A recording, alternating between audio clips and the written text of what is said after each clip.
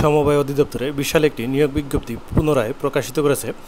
বিজ্ঞপ্তির বিস্তারিত বলবো, অবশ্যই সম্পূর্ণ ভিডিওটি ধৈর্য সহকারে দেখার চেষ্টা করবেন এবং যারা আমার চ্যানেলে নতুন, চ্যানেলটিকে সাবস্ক্রাইব করে পাশে থাকবেন। এছাড়াও যারা ফেসবুক পেজের মাধ্যমে দেখছেন তারা পেজটিকে অবশ্যই সাপোর্ট করে দিয়ে যাবেন।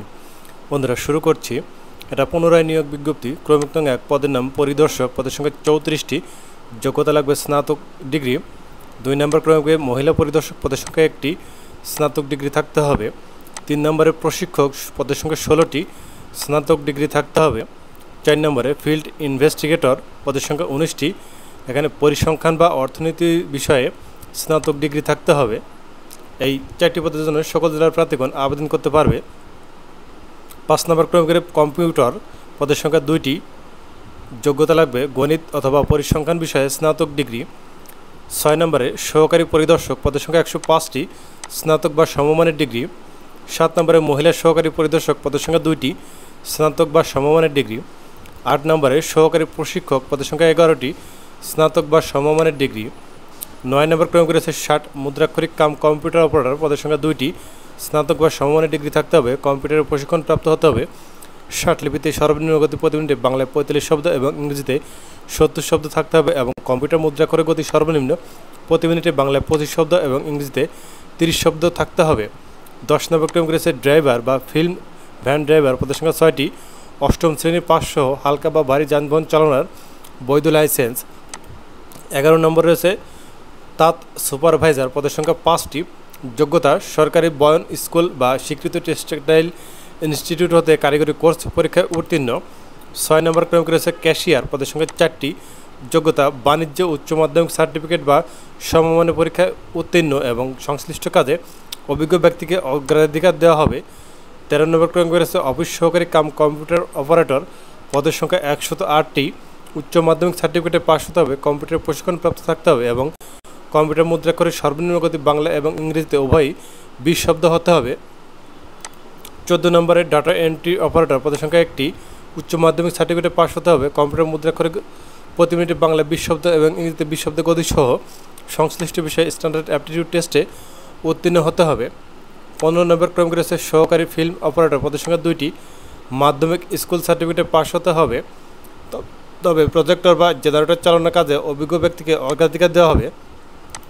16 নম্বর ক্রমিক রয়েছে নৈশ প্রহরী, পদের সংখ্যা 4টি, 8ম শ্রেণীর পাস, শারীরিক যোগ্যতা সম্পন্ন হতে হবে। 17 নম্বর ক্রমিক রয়েছে অফিস সহায়ক, পদের সংখ্যা 189টি, যোগ্যতা এসএসসি বা সমান পরীক্ষায় উত্তীর্ণ হতে হবে। বন্ধুরা, এই 5 নম্বর থেকে 17 নম্বর ক্রমিক পর্যন্ত খাগড়াছড়ি, বান্দরবান ও রাঙ্গামাটি পার্বত্য জেলায় ব্যতীত সকল জেলার প্রার্থীগণ আবেদন করতে পারবেন। শর্তাবলী: অনলাইনে আবেদনপত্র পূরণ এবং পরীক্ষা অংশগ্রহণের ক্ষেত্রে প্রয়োজনীয় শর্তাবলী, নিয়োগ বিজ্ঞপ্তি এবং আবেদন সংক্রান্ত শর্তাবলী www.cuop.gov.bd এবং cuop.teletalk.com.bd পাওয়া যাবে। প্রার্থীকে অবশ্যই বাংলাদেশের নাগরিক হতে হবে। সকল পদের 20 মার্চ 2025 খ্রিস্টাব্দ তারিখে বয়স প্রার্থীর 18 থেকে 32 বছরের মধ্যে হতে হবে। বয়সের ক্ষেত্রে কোনো এফিডেভিট গ্রহণযোগ্য হবে না। মৌখিক পরীক্ষার সময় প্রার্থীকে পূরণকৃত অ্যাপ্লিকেশন ফর্ম এর ফটোকপি সহ নিম্নোক্ত কাগজপত্র দাখিল করতে হবে: প্রথম শ্রেণী গেজেটেড কর্মকর্তা কর্তৃক প্রদত্ত চারিত্রিক সনদ ও সদ্য তোলা পাসপোর্ট সাইজের 2 কপি সত্যায়িত রঙিন ছবি। কোটাধারীদের ক্ষেত্রে যাবতীয় কোটা থাকতে হবে।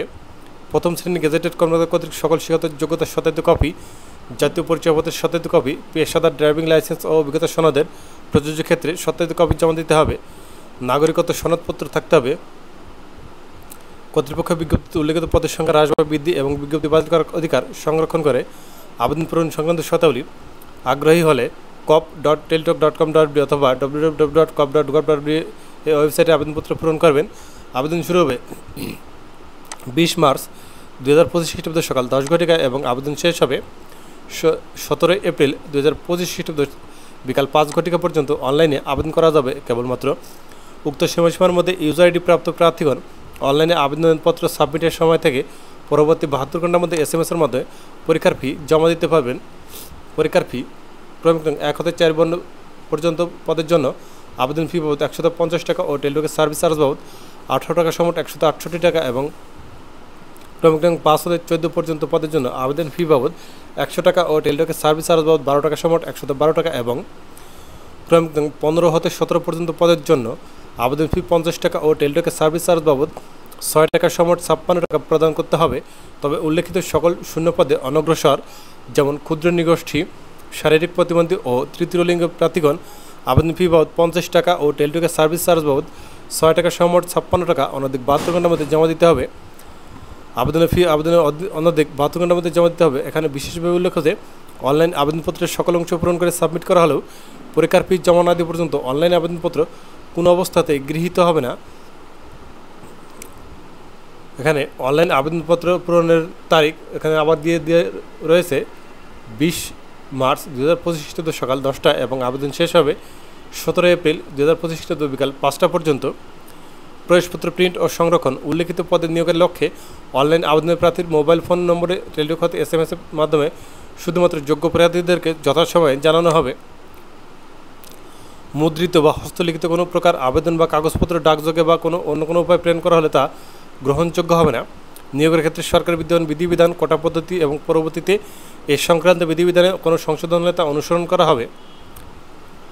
উপরে উল্লেখ করা হয়নি কিন্তু প্রযোজ্যতা রয়েছে এমন ক্ষেত্রে সমবায় অধিদপ্তরের কর্মচারী চাকরি বিধানমালা এবং প্রয়োজন বোধে জনপ্রশাসন মন্ত্রণালয় কর্তৃক জারিকৃত বিধিবিধান প্রযোজ্য হবে। নিয়োগের ক্ষেত্রে কর্তৃপক্ষের সিদ্ধান্তই চূড়ান্ত বলে গণ্য হবে। বন্ধুরা, শেষ তারিখ ও সময়ের জন্য অপেক্ষা না করে হাতে যথেষ্ট সময় নিয়ে অনলাইনে আবেদনপত্র পূরণ এবং আবেদন ফি জমাদান করতে পরামর্শ দেওয়া যাচ্ছে। প্রার্থীকে অনলাইন আবেদনপত্রের ডিক্লারেশন অংশে এই মর্মে ঘোষণা দিতে হবে যে প্রার্থী কর্তৃক আবেদনপত্রের প্রদত্ত সকল তথ্য সঠিক এবং সত্য। প্রদত্ত তথ্য অসত্য বা মিথ্যা প্রমাণিত হলে অথবা কোনো অযোগ্যতা ধরা পড়লে বা কোনো প্রতারণা বা দ্বন্দ্বে আশ্রয় গ্রহণ করলে কিংবা পরীক্ষায় নকল বা অসৎ উপায় অবলম্বন করলে পরীক্ষার পূর্বে বা পরে এমনকি নিয়োগের পরে যে কোনো পর্যায়ে প্রার্থিতা বাতিল করা হবে এবং সংশ্লিষ্ট প্রার্থীর বিরুদ্ধে আইনগত ব্যবস্থা গ্রহণ করা যাবে। ধন্যবাদ বন্ধুরা। এরকম আরও চাকরি ভিডিও পেতে হলে অবশ্যই আমার চ্যানেলটিকে সাবস্ক্রাইব করে পাশে থাকবেন। এছাড়াও যারা ফেসবুক পেজের মাধ্যমে দেখছেন তারা অবশ্যই পেজটিকে সাপোর্ট করে দিয়ে যাবেন এবং যদি আমাদের মাধ্যমে চাকরি আবেদন করে নিতে চান তাহলে ভিডিও ডেসক্রিপশন বক্সে আমাদের নম্বর দেওয়া থাকবে। এখানে আপনারা যোগাযোগ করলে আপনাদের আবেদন এখান থেকে আমরা করে দিব। অবশ্যই সার্ভিস চার্জ প্রযোজ্য হবে। ধন্যবাদ।